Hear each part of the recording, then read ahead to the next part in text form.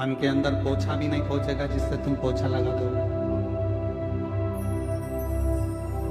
ना मन में झाड़ू जाएगी, ना पोछा जाएगा, ना वाइपर जाएगा। मन साफ कैसे, मन क्लीन कैसे?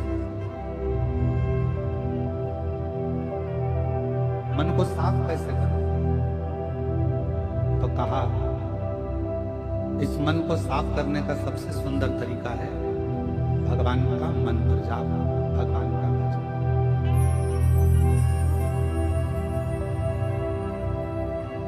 जितना जितना भगवान का भजन करोगे, जितना जितना मंत्र जाप करोगे, जितना जितना नाम जाप करोगे, जितना जितना स्मरण करोगे, जितना जितना भगवान को पुकारोगे, उतना उतना ये मन शुद्ध होता चला।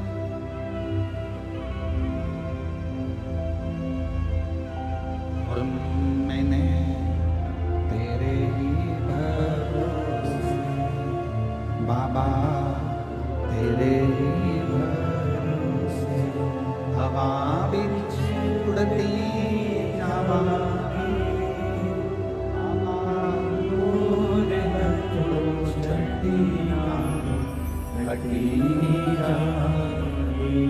भोले मैं तेरी शंभू, मैं तेरी हवा बिच उड़ती जाए बाबा, डोर को छड़िया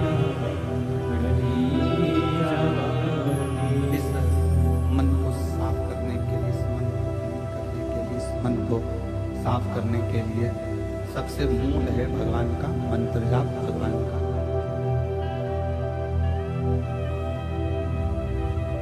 भगवान को याद करो। अब एक बात आपसे पूछें, सब मेरी भिलाई की जीजियां बोलना, मेरे जीजा हम बोले, बेटियां बोले, बेटा बोले, बुजुर्ग।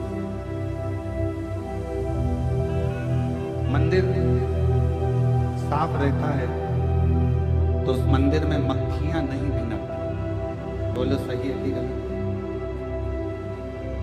मंदिर अगर साफ रहे तो उसमें ना मक्खियां आएंगी, उसमें ना चींटियां आएंगी, उसमें ना चींटे आएंगे, कुछ भी नहीं।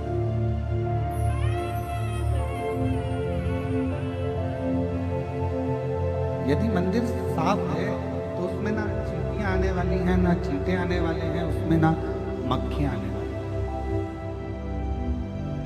बस उसको साफ होना जरूरी। उसी तरह जब मन साफ होगा, जब मन क्लीन होगा, साफ होगा, तो उसमें भी आसक्ति, तृष्णा, वासना, काम, ये सब तरह की मक्खियां प्रवेश नहीं।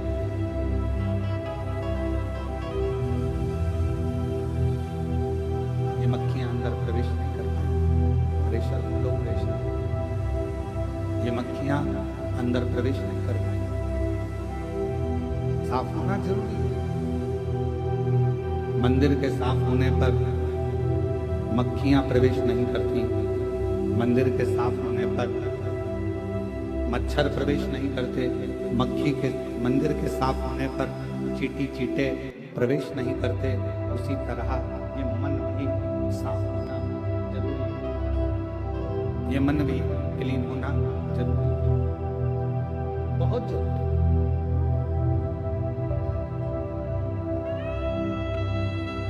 और कितना सुंदर कहा पूर्व में कि गुरु धोबी शिष्य कपड़ा। ये बच्चे नहीं चल रहे हैं।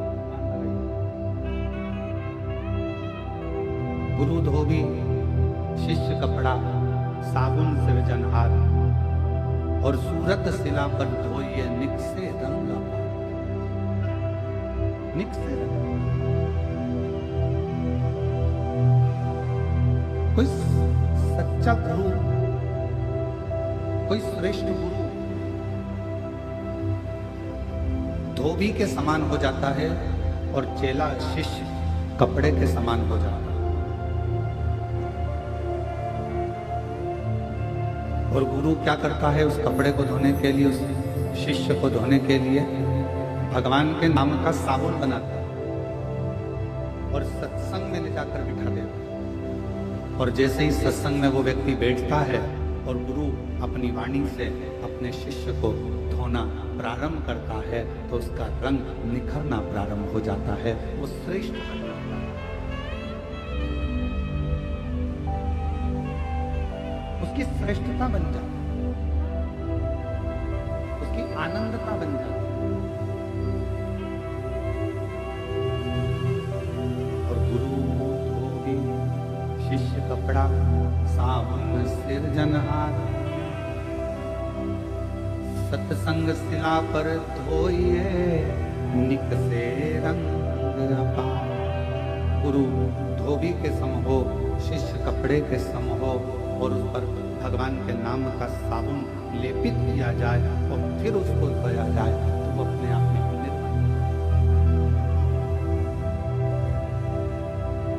कल एक प्रश्न एक बहन जी ने किया, शायद पत्र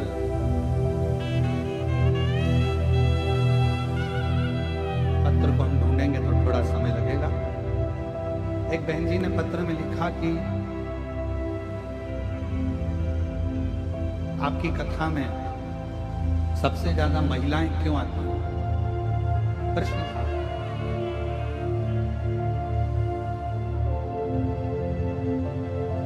और मेरे को लगता है जो बहन ने प्रश्न किया था वो यहीं पर बैठी हुई, उनका नाम हम पत्र ढूंढेंगे तो टाइम लगेगा। महापुराण की कथा में सबसे ज्यादा महिलाएं क्यों आती हैं, माताएं क्यों आती हैं, किस लिए आती हैं? जिस बहन जी ने प्रश्न किया मैं उनको हाथ जोड़कर निवेदन करूंगा कि मेरी जीजी, जगत में केवल एक माताएं ही ऐसी होती हैं, मेरी बहन ही ऐसी होती हैं, मेरी बहुएं, मेरी बेटियां, मेरी माताएं ही केवल ऐसी होती हैं जो अपने लिए कुछ नहीं मांगती, हमेशा अपने परिवार की खुशी ही मांगती। एक पुरुष और एक स्त्री,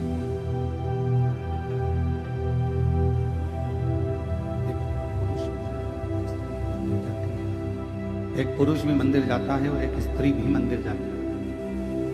दोनों के मंदिर जाने में अंतर है।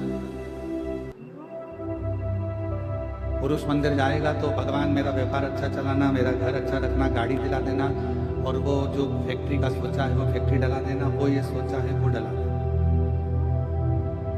और माँ, एक स्त्री, एक नारी जब मंदिर जाती है, भगवान मेरा बेटा वहां रहता है रायपुर में, देख लेना, बहू को संतान नहीं है, बाबा कृपा करना, बेटी है ना वो एग्जाम दे रही है, बाबा मेरा पति बहुत मेहनत करता है, उसको फल ही नहीं मिलता है, बाबा कृपा कर देना, बाबा मेरे ससुर की तबीयत बहुत खराब है और वो देवर है ना वो उसके पांव बहुत दुखते हैं, बाबा उसने ऐसा करा, मेरी सास ऐसी करी है। एक केवल जगत में एक माँ, एक स्त्री, एक नारी ऐसी होती है जो मंदिर में जाकर भी परमात्मा भी अगर उसके सामने खड़ा हो जाए तो वो खुद के लिए नहीं मांगती, मांगती अपने परिवार का सुख है। वो अपने लिए कुछ नहीं मांगती, अपने लिए कुछ मांगना नहीं चाहती, वो मांगती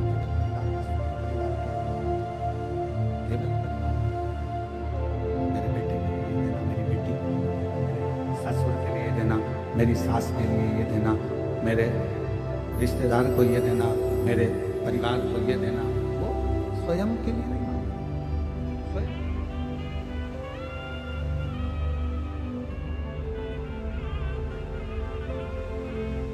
किसके लिए व्रत रखते हो?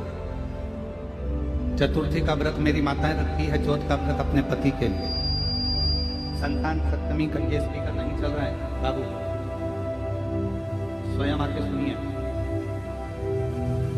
सारे स्पीकरों को और सुनो। संतान सप्तमी का व्रत माताएं करती हैं अपनी औलाद के लिए, अपनी संतान।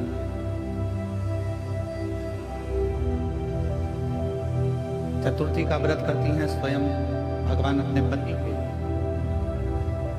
नवरात्रे का व्रत करती हैं अपने पूरे परिवार की खुशहाली के लिए, परिवार के आनंद के लिए, परिवार के सुख।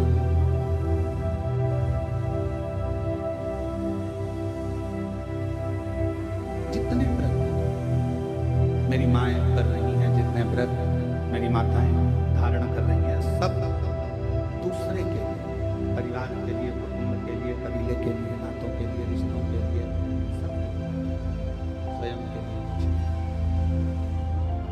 फिर भी मेरे प्रभु, फिर भी मेरे भगवान, फिर भी मेरे शंभु, मेरे त्रिकालदर्शी, मेरे कैलाशी, मेरे अविनाशी, मेरे शंकर, करुणा करने वाले, दाता, दयालु मेरे शिव एक ऐसे हैं कि घर की नारी, घर की स्त्री दूसरों के लिए मांग रही है, फिर भी मेरे शंकर उस पर कृपा कर कर उसका कल्याण कर। वो मांग खुद के लिए नहीं, वो स्वयं के लिए नहीं मांग, और स्वयं के लिए मांग नहीं रही है तो भी भगवान सबसे पहले उसी का कल्याण कर रहे हैं जो दूसरे का सुख मांगे। और ये संसार की रीति है। भारत की भूमि पर जन्म लेने वाला एक सनातनी, भारत की भूमि पर जन्म लेने वाला एक सनातनी हमेशा सर्वे भवन्तु सुखी, सबकी कामना करता है कि सब सुखी, सबकी कामना करता है कि सब सुखी, कोई दुखी ना हो। और सुखी रहे संसार में, दुखिया रहे ना कोई, ये अभिलाषा मेरी है, सो प्रभु पूर्ण हो। सुखी रहे संसार, दुखिया रहे ना कोई। हे प्रभु, पूरे संसार सागर में सब सुखी, कोई दुखी ना हो, सबको खुशियां मिले, सबको आनंद मिले, सब सुखी रहे, यही जीवन का एक सुख, यही जीवन का एक आनंद, सब कुछ। शिव महापुराण की कथा कर रही है, भगवान शंकर का चरित्र कर रहा है, शिव तत्व कर रहा है। शंकर भगवान की कथा कहती है कि मन साफ कर लेना मतलब शिव को अपने भीतर उतार लेना। भगवान शंकर को अपने भीतर प्रवेश करा लेना, भगवान शिव को अपने भीतर उतार लेना। यदि मन साफ है तो, अगर मन क्लीन है तो मन साफ। और शंभु शरण मांगू दुख काटो, दया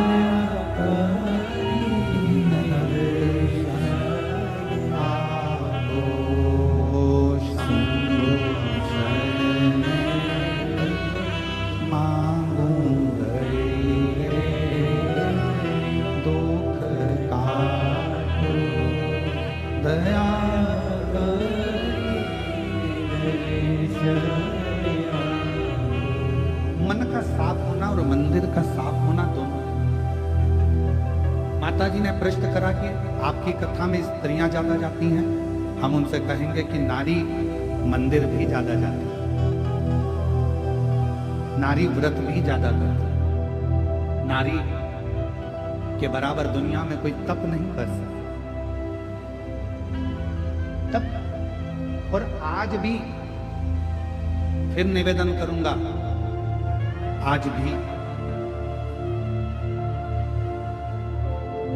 अगर ये संसार, आज भी अगर ये पूरी दुनिया, पूरा जगत अगर सही तरह से टिका हुआ है तो पूरे विश्व की जितनी भी नारियां हैं, जितनी भी भारत देश की मेरी माताएं हैं, इनके व्रत, इनकी साधना, इनका तप, इनका उपास और इनका सातित्व इतना है जिसके बल पर आज भी भारत माता की ये भूमि आनंद के साथ,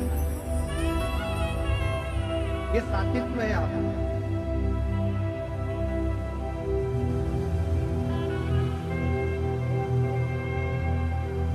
ये आपके घरों का संस्कार है।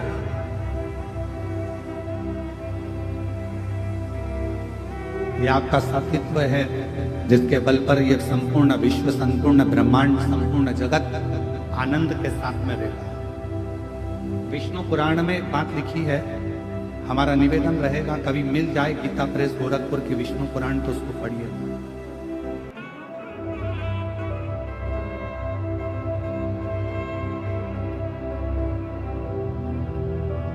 कभी गीता प्रेस गोरखपुर की विष्णु पुराण यदि आपके घर में हो, आप ज्यादा नहीं पढ़ सकते तो हिंदी की टीका पढ़िए। और गीता प्रेस गोरखपुर की विष्णु पुराण में लिखा है, गौ सती एक गौ माता और एक सती नारी जब तक पृथ्वी पर है तब तक पृथ्वी पर अकाल नहीं पड़ सकता। ये विष्णु महापुराण के अंदर एक गौ माता और दूसरी सती नारी, और ये आपका साथित्व ही तो है। ये मेरी चीजियों, कोई भी घर में त्योहार आता है तो सबसे पहले पति कोई तैयारी नहीं करता, घर का बेटा कोई तैयारी नहीं करता, घर की बेटी, घर की माँ, घर की स्त्री, घर की सास, घर की बूढ़ी माँ, घर की बहुएं, बेटियां तैयारी करती हैं। साथित्व होता है। विष्णु पुराण कहती है गौ माता और दूसरी सती नारी जब तक पृथ्वी पर है, जब तक गौ माता और सती नारी जब तक पृथ्वी पर है तब तक ये पूरा ब्रह्मांड श्रेष्ठता में चल रहा है और कोई भूखा नहीं रह सकता, कोई भूखा नहीं रह सकता। वो श्रेष्ठता भूखा। शिव कथा कर रही है, भगवान शंकर का संवाद कर रहा है, शिव महापुराण की कथा। मन को साफ रखिए, मन को पवित्र रखिए। और तुम आना भूलेगा, तुम आना भूलेगा मेरे मकान में, तेरा डम डम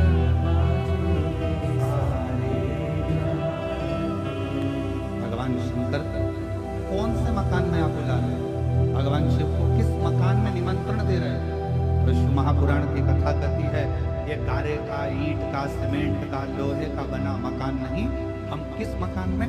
कहा मेरे मन के मकान में।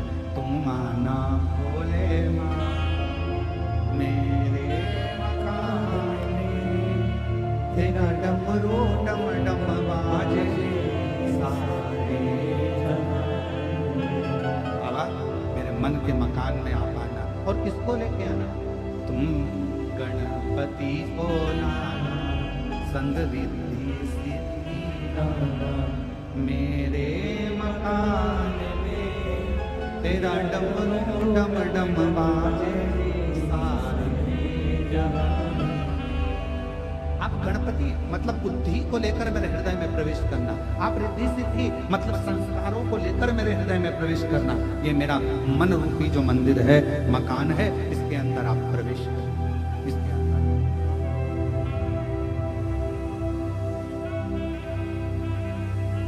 मन की पवित्रता में शिव है।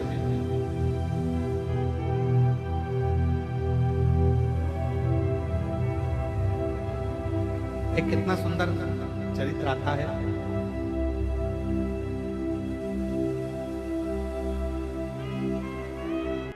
एक विमुषा नाम का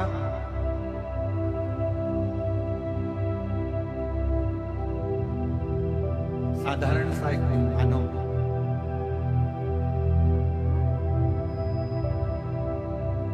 कुछ नहीं जानता और विमुषा का जो शरीर था पूरा के पूरा शरीर बेकार था, पूरा शरीर।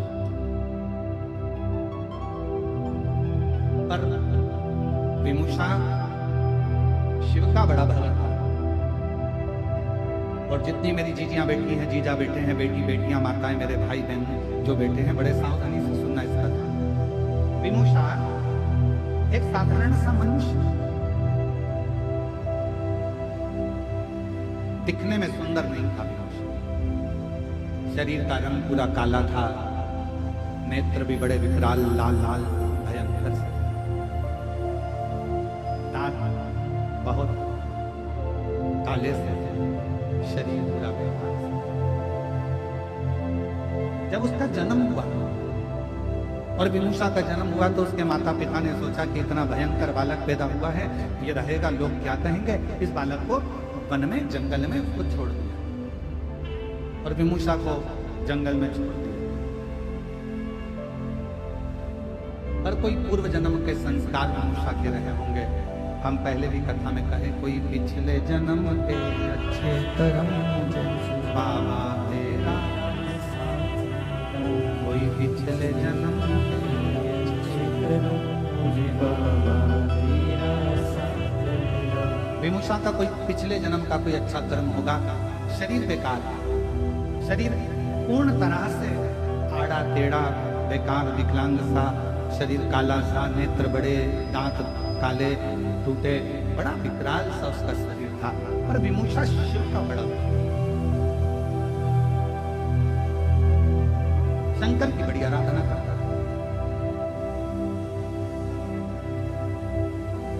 जिस मार्ग से विमूषा निकल कर जाता था, उस मार्ग से महिलाएं, पुरुष, बच्चे, बूढ़े कहीं विमूषा ना दिख जाए, उसका चेहरा देखेंगे तो हमारा दिन बेकार हो जाएगा, ये विचार करते थे गांव के लोग। और उसका मुख नहीं देखते, उसका मुख नहीं देखते।